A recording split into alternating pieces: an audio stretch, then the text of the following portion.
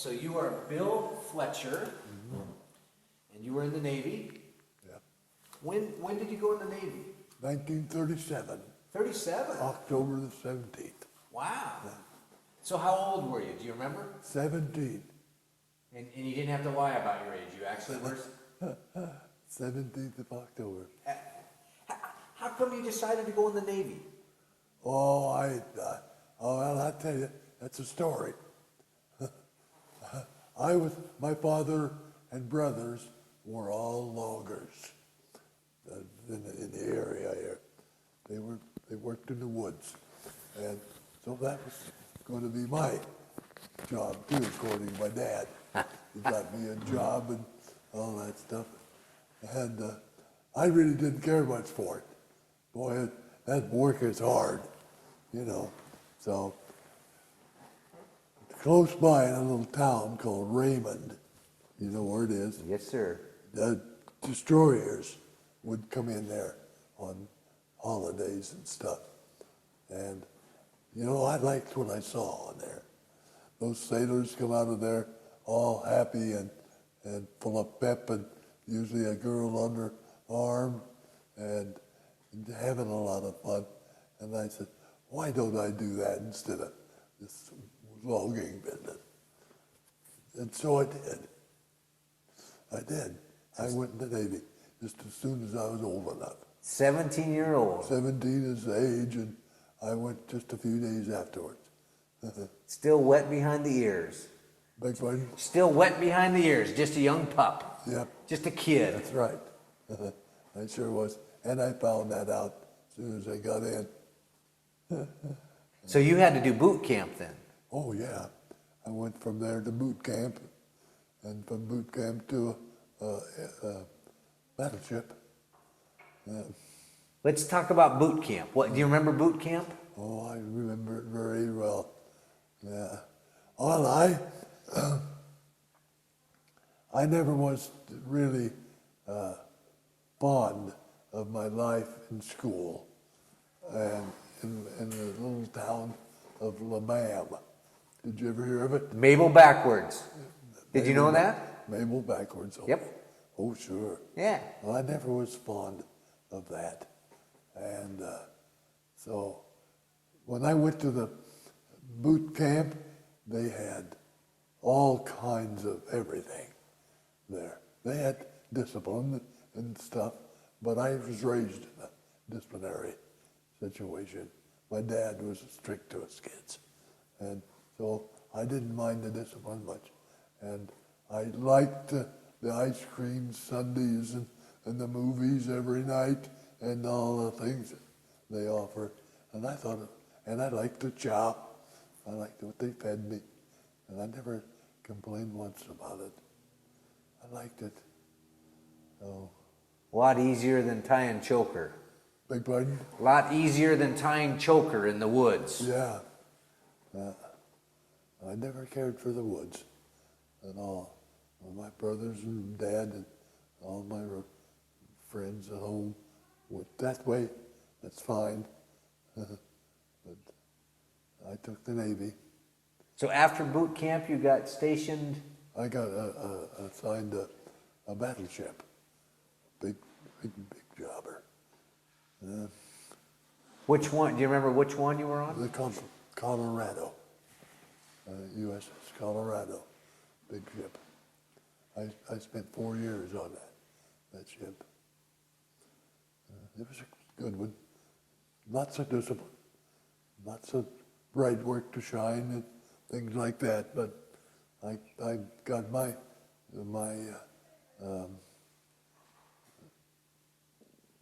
choice of duty that I wanted to do, and I stuck with it for the rest of my life. So it worked fine.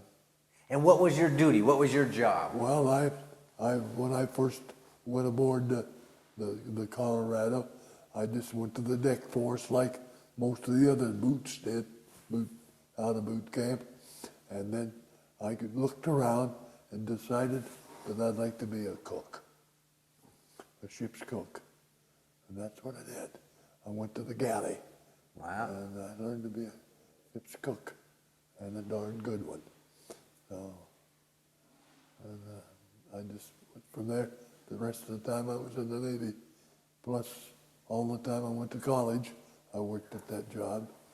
And So being a cook, you finally I can talk to somebody who knows the behind the scenes of, now one of the favorite meals or least liked meals, depending on who you talk to, from the Navy, SOS.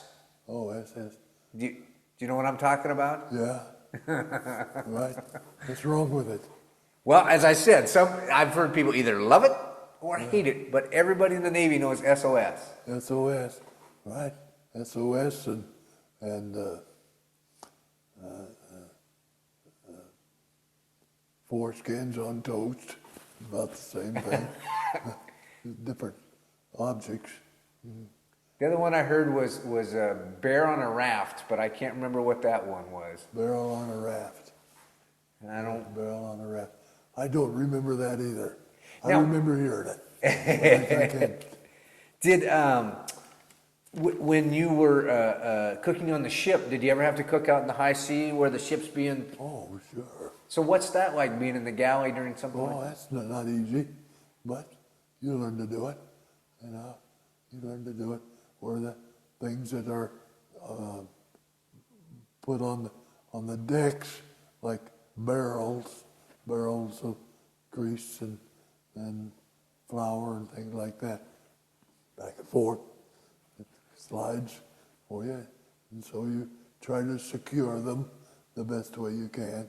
But the worst part is when you're cooking on the ranges and the pans, start to slide on the ranges and maybe even tip over and you start a fire. And you have to be very careful, but you learn it, just like in the other job. Did so when you joined the Navy, you didn't think about a war coming up. You thought about getting out of the woods. No, I did. I thought about it. You can't be aboard a fighting ship like a battleship or a cruiser or a destroyer or these fighting ships without thinking about a war, because that's what you are. You're learning to be in a war. That's going to be your situation. And so I did. Our guns were fired very often, and why do we do that? To fight and win battles. And and of course, our commanding officer brings it to our attention regularly. So when it comes, it was no secret to me. And of course, you read the papers and see the news and so forth. Do you remember where you were when you heard that Pearl Harbor had been bombed? Beg your pardon? Do you remember where you were when you heard that? I was aboard a ship that was sitting right in the middle of the fight. I was there when it started. So what did you think then? What was the attitude of the ship? Well, the attitude of the ship, we were all frightened, of course, but we got on the job, did what we had to do, and we saw a lot of sad things, and we saw a lot of heroic things. And I saw the Arizona get blown up, and Utah, which was right astern of us. You know, you see all that, and you have a certain fright that you have, and you have to deal with that. And some of us were more involved with that than others. Others just barreled right through it, you know, get on their guns and start banging away. Others kind of are a little more frightened about it. How did you deal with the fear? I mean, I would be scared spitless. How did you deal with it? Well, I was frightened, but it didn't affect my attitude. I went ahead with my work. I was the watch captain in the galley. Of course, people, when they was fighting a war, they had to eat too. Food had to be there. It had to be prepared, and that was my battle station. My battle station was to remain in the galley and be ready to furnish any food or like that might be called upon. So, Now, I would assume the galley is down in the ship. Am I right? that's right. Most places they are. So, and you had pretty good sized guns on your ship. Oh yeah. So what's it like when you're down in the galley, and could you feel the firing of the guns, or what was that like? Oh yeah. You could hear it. You could feel it. When the gun went off, you felt it. You know, things started falling down from the overhead and things like that. Sure. Yeah, you had to deal with that. Does the ship turn? Sure, it does. And you are frightened by it, but you keep going. You learn to do that. And the battle practice is involved in that sort of thing. We learn to take that. And you see older fellows with tears in their eyes. They just couldn't take it. And you see younger guys just going right ahead with it. So, Everybody was different. Everybody handled it in their own. But the general feeling of everybody is, let's get this thing over with, you know. Now, like myself, I was more involved in what my wife was doing at home during this, because I knew she was in a seaport town there in Long Beach, California, and it was going to be easy for her, and of course it wasn't. That bothered me more than what was on the ship, but. Did you get letters from her? Did you have contact? Well, eventually, yeah, we did. Took a while. Did you have any children at home? No, I didn't have any children at that time. We just had been married just a few weeks, actually. A few weeks, and then you were off to see the world. That's right. Huh. We were just getting ready to move out there, to live out there. Just getting ready to, when this happened. As a matter of fact, December the 6th of that year, I was ashore looking for a place to rent so I could send for her the day before on the 6th. And I got one. I got a house to rent. And boy, I was happy as everything. And I was going to go home and go back to the ship and tell her to get ready. So, but she didn't get to. 14 months later, I went back. Wow. That's difficult. Probably the most thing, being away. Yeah, it seems like it would would be harder than war to a certain extent. Huh. How long did you serve in the Navy? I actually served 20 years, but I was with it 22 years. I went out after the war was over for a little while, 2 years. Huh. But I didn't care for what I saw there, and so I came back in and finished my 20. So it all added up to 22. Wow. Yeah. When Pearl Harbor happened, and you're this young kid in the Navy, did the woods look pretty good all of a sudden, or were you ready to go and fight? All right, now say that again, please. When you were when Pearl Harbor happened, when we got attacked, and you're this young kid in the Navy now, Did the woods back home all of a sudden look like maybe that job wasn't so bad, or did you think you made the right? No, I really didn't. No, I don't. That never popped in my head at all. But, my dad was a sort of a strange person in regard to it too. He was very patriotic, and he thought, old Billy, he's there, boy. It's going to be all right now, that type of thing. And so he's very proud of it, me, and let me know it. He and Mom wrote letters all the time.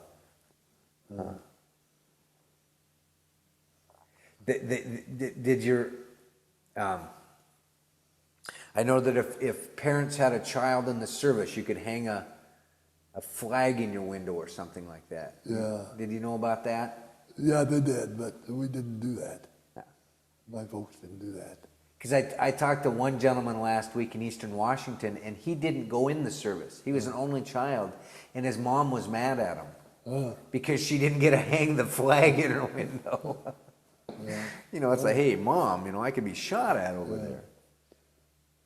Well, my folks were patriotic, but they were what you call flag wavers.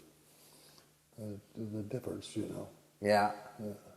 Now, do you think you were patriotic before you went in? Or was it just, were you patriotic before you joined the war? I think so. I was just tickled to death to go in. I thought it was wonderful. I loved every part of it, all the way. Or was it the idea of that uniform and those young damsels, those young girls? No, I never had that problem. Now, did you have to wear whites? Oh, in the galley we did, and we wore them ashore in a foreign tropical place, like Hawaii and these other places. We wore whites. Now, how did you keep your whites white? That's all I wanted. Rub them. Rub it. You bet. The bigger ships like the Colorado and the carriers I was on and stuff like that, they had good laundry facilities, especially for the ship's cooks, because they wanted us to be clean too. Did you ever have any of the guys request a special meal? It depends on the ship. I had this one ship, here, in the Tangier. It was a seaplane tender. Our chief commissary our commissary steward, who was the boss of the feeding of the crew, absolutely forbid us to refuse anybody anything. Just give it to them if they want something extra. And so we had to do that. And of course, a crew like that.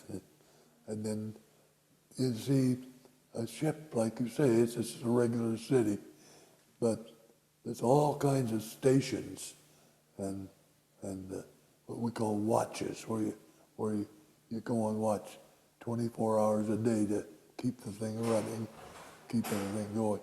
There's people standing those watches all the time, and they have to be fed 24 hours a day. And old Obie O'Brien, he says, feed them whatever they want. That's good.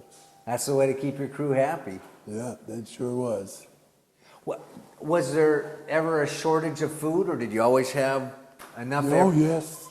Occasionally it comes out that we have a shortage. The chief didn't order real carefully, and we ran out, but not very often with this guy. Some galleys run out of chow, but we didn't. Did you ever have to do a holiday meal, like a Christmas meal? Oh boy, did we? We did. What was that like, having to? Well, we went into the holiday meals of all holiday meals. When we started to enter Wake Island. A couple of weeks after Pearl Harbor, we was going to go in there and chase the Japanese out and take it over. And the day before Christmas, we were scheduled to go in there. And that's right on the international deadline. So we had 2 Christmases crossing that thing. But boy, we were a little bit PO'd about that because it's terrific work preparing one of those darn things, especially when you're at sea. And so we griped and said, what the hell, we won't even be able to digest the damn stuff, things like that. But the Chief O'Brien, we're going to do it. He says, if we're going to go with a full tummy. So we did. Boy, we had everything we could think of on that menu. Can you remember any of what the meal was? What you fed them? Well, of course, it was a typical meal of turkey and dressing and all that stuff. And I remember he had us cook every man a big steak, a great big steak. And that was my job, cooking those steaks for that crew. But the ship that I'm speaking of now didn't have all that many men on it. It only had about 200. That was a seaplane tender, right? Yeah. Yeah, it's not like the battleship or the carrier. It didn't have very many. But boy, we sure as heck fed them. Huh. Wow. So that's one aspect of war you forget, is that there are all these men and they have to be fed and Oh, yeah. to keep their morale up. And You bet. They have to be fed. They have to be cared for medically. All that stuff has to be done. 24 hours a day. And it has to be done by experts. They send these guys to school to learn certain things. do you think that there's a what's the message that you would like to leave with future generations that aren't even born yet about World War II? Well, that's quite a bit I'd like to leave. See, I was a school teacher too for 20 years after I retired from the Navy. And I taught the kids. I put this stuff in for them. And an awful lot of patriotism that has to be indoctrinated.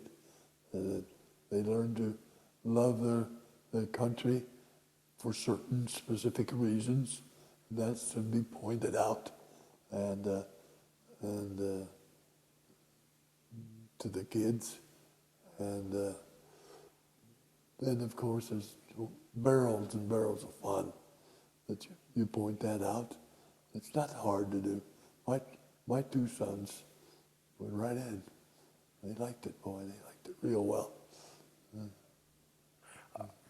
Are you still proud to be an American? You bet I am. You bet I am. The best country in the world, ever was. I still feel that way. Are you proud that you served? Sure I am. I'm proud that I was privileged to be in Pearl Harbor when it gone. That's just the way I feel. It might be stupid, but I feel that way, and my kids know it. Now I've asked a lot of vets this question, and there have been a lot of different answers, which has been real interesting. Now that the war's over, do you harbor any animosity towards a certain person or people? Connected with the service? Connected with the war? Yeah. The enemy? No, I don't. Not a single one. Not a one. I was taught right from the beginning. Of course, this was in the 1930s. It's a different situation than it is now. But we were taught right from the beginning to respect our superiors, and we adhered to it. So there was no problem there. But what about the enemy now that the war's over? Japanese. No, I didn't have any animosity against the enemies. They were doing their job just like we were, but, of course I never was unfortunate enough to be in a situation where they come in and did vile things to us.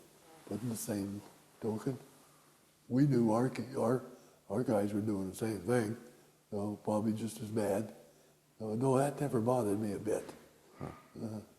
Just didn't happen to. Have you ever since the war run into anybody, say a Japanese person, and be able to talk with them and figure out that you guys were on the opposite side? Have you ever had that? I've been to Japan several times since the war, and I had a wonderful time. Some of my relatives married them, So the war was, they were doing exactly what you were doing. They were doing their job. Yeah, the country right. that they've... They're doing their job. Yeah. Yeah. Huh. And I can look back now at Japan's reason to be oppressive to us. They had that good reasons, just like we thought we did. And nobody was mad about it. And you said your sons went in the service? Yeah. Did they fight in any, did they have to fight? No, they weren't in any war. They weren't in any war. They were just in the service.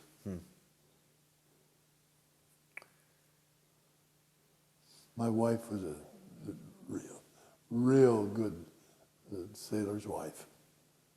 She knew how to handle things. Now tell me, what's a good sailor's wife? Well, a good sailor's wife is one that will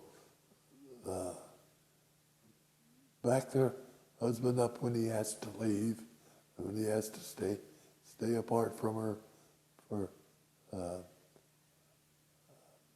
extended lengths of time, and is not spelled against traveling when it was necessary, and things like that, What was she doing back home while you were over? Well, when she was back home, she stayed close to her folks' place. Now, she was born and raised, not born, but raised in Puyallup. And so she worked there at the canneries and things like that, and close to home, and had her mother and father to talk to at times. And then my ship come in, like she was in Puyallup, and my ship come into San Diego. Boy, she was there when that ship arrived. If I was fortunate enough to give her the information about it, and do things like that. Do it quick, be there. And, Tough life. yeah, it's a little tough. You're the first person I've heard that's been able to say, when my ship came in, and it wasn't just a figure of speech. Yeah. Your ship really did come Yeah, in. you bet. Huh. Right. Well, great. Is there anything? Is there? What do you think the history books are leaving out, or do you think the history books are leaving anything about World War II? I don't really know. I never thought too much about it, but I never saw anything real oppressive when I was teaching history in school. It was there fairly correct. Huh. Not altogether. They probably needed some old sailor like me to put them straight, but which I did. All right. Kids in my room had a lot of fun. We had a lot of fun talking about it.